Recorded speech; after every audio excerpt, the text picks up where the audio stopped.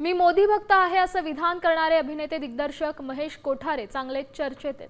त्यांच्या या वक्तव्यानंतर सामाजिक कार्यकर्ते रमेश पाटील यांनी कोठारेंना फोन केला आणि तुम्हाला ईडीची नोटीस आली आहे का अशी विचारणा केली। या दोघांची ऑडिओ क्लिप सध्या व्हायरल झाली आहे।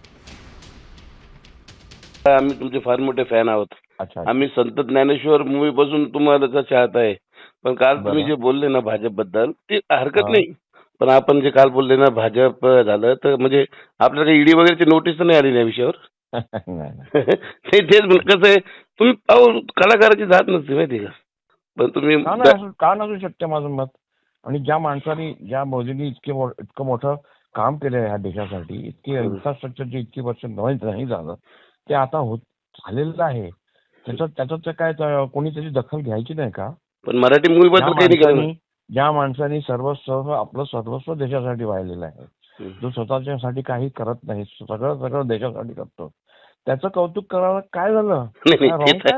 ते तर आहे म्हणा तुमची गोष्ट, कारण की आपण भाजप विरोधात नाहीये पक्षाच्या। मग भाजप विरोधात काय, मी भाजप भक्त आहे आणि मी म्हणतो ठामपणे आज, आणि मी मोदीजींचा सुद्धा भक्त आहे। काय म्हणणं आहे बोला? संजय राऊत तर म्हणला तुम्हाला ते तात्या विंचूचा उलटा टाकेल, काय म्हणतात ते? काय आता त्यांचं मत आहे ते, मी काय करू आता त्याचं? त्यांचं मत त्यांनी मांडलं, माझं मत मी मांडलं, विषय संपला।